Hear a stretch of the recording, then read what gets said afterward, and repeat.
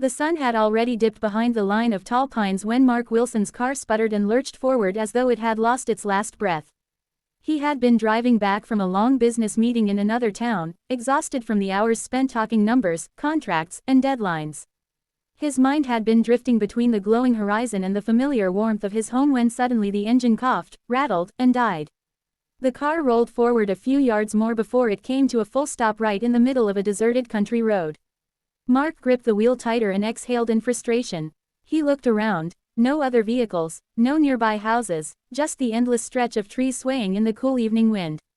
He tried to restart the car, but it only made a hollow clicking sound. He leaned back in his seat and muttered to himself, "Great. Just perfect timing." He checked his phone, hoping to call for roadside assistance, but the screen showed no service bars. He waved it around pointlessly, like so many people do when they're desperate, but the woods swallowed all signals. For a brief moment, silence wrapped around him, broken only by the sound of leaves rustling and distant crickets. Mark wasn't easily scared, but there was something unsettling about being stranded on an empty road surrounded by forest. He got out of the car, popped open the hood, and peered inside.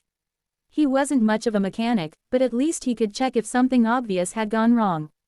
The acrid smell of burnt oil drifted up. The engine looked fine, but it was stone cold.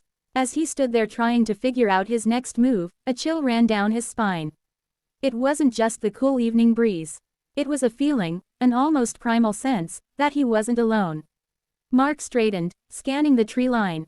The forest seemed darker now, the spaces between the trunks forming strange shapes. He told himself it was only his tired imagination. He returned to the driver's seat, locked the doors, and sat in the dim light of the dashboard. Night was approaching fast. He decided that if no car passed by in the next half hour, he'd walk to the nearest gas station or house. He closed his eyes for a moment, leaning his head back against the seat. But a sudden sound jolted him awake, a faint crunch of gravel behind the car. Mark's eyes snapped open. He twisted around to look through the rear window. In the distance, a pair of headlights appeared, cutting through the darkness. Relief washed over him. Finally, someone had come along. He stepped out and waved his arms. The vehicle slowed down and stopped a few feet behind him. It was an old, beat-up pickup truck with peeling red paint. The driver's door opened, and a tall man stepped out. He wore a flannel shirt, jeans, and a cap pulled low over his face. His boots crunched against the gravel as he walked closer. "Evenin'," the man said in a deep, raspy voice. "Car trouble?" "Yeah," Mark replied, trying to sound calm. "Just died on me out of nowhere. Won't start again." The man nodded, scratching his chin. "These roads'll do that. They don't get much attention from the county. Mind if I take a look?" Mark hesitated. Something about the stranger's voice unsettled him, though he couldn't explain why. Still, refusing help in the middle of nowhere wasn't smart. He nodded, stepping aside. The man leaned under the hood, poking around with surprising knowledge. "Battery's fine," he muttered. "Looks like your fuel line might have gone bad." He glanced at Mark with a half-smile that didn't quite reach his eyes. "Lucky for you, I live not far from here. Got tools and parts. You can ride with me back to my place, and we'll see what we can do." Mark shifted uncomfortably. His instincts screamed to be cautious, but he also knew he couldn't sit in the dark all night. "How far?" he asked. 10-15 minutes, the man answered. "Name's Carl, by the way." Mark forced a polite smile. "Mark." Carl's grin widened, showing teeth that looked too sharp in the glow of the headlights. "Well, Mark, what do you say?" Mark looked at the forest around him, then at the useless car. He swallowed hard and agreed. "Okay." They got into the truck, Carl behind the wheel and Mark in the passenger seat. The interior smelled faintly of gasoline and something metallic. The engine growled as they pulled away from the broken-down car. The road twisted deeper into the forest, and the silence between them grew heavier with each passing mile. "Not many folks drive this road at night," Carl said suddenly. "Too many stories about it." "Stories?" Mark asked, forcing casual curiosity into his voice. Carl chuckled low. "Old legends. People say strange things happen in these woods. Folks see lights, hear voices. Some say travelers go missing." He glanced at Mark briefly, his eyes glinting in the dim light. "But you don't believe in that stuff, do you?" Mark shook his head, though unease coiled in his stomach. "Not really. Just tired, that's all." The truck eventually turned onto a narrow dirt path that cut through the trees. After a few minutes, a small cabin appeared, lit only by a single lantern on the porch. The place looked old, almost abandoned. Carl parked the truck and got out. "Welcome to my workshop," he said with a grin. Mark followed reluctantly. Inside, the cabin was cluttered with tools, spare parts, and shelves filled with jars of unidentifiable substances. The air smelled strongly of oil and rust. Carl moved around with ease, gathering tools and muttering to himself. Mark's eyes wandered across the walls, where old photographs hung. Most were of hunting trips, but one photo caught his attention, a picture of a different car, broken down in what looked like the same stretch of road where his own had failed. Next to the car stood Carl, smiling in the exact same way. Before Mark could process the unsettling image, Carl returned with a toolbox. "We'll head back and fix your car," he said.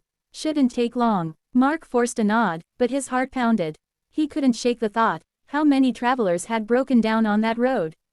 And why did Carl keep photos of them? As they drove back toward his car, the woods seemed to close in tighter around them. Every sound felt amplified, the crack of branches, the distant call of an owl, the hum of the truck. Mark's instincts screamed louder with every passing moment. When they reached his vehicle, Carl got out and began working under the hood. Mark stood nearby, his phone in hand, pretending to check for service. To his shock, one bar appeared. He quickly typed a message to his friend. "Car broke down. Guy named Carl helping me. Looks wrong. Send help." He hit send just as the bar disappeared again. Carl looked up. "What you doing over there?" he asked, his voice sharp. "Just checking the time," Mark lied quickly, pocketing the phone.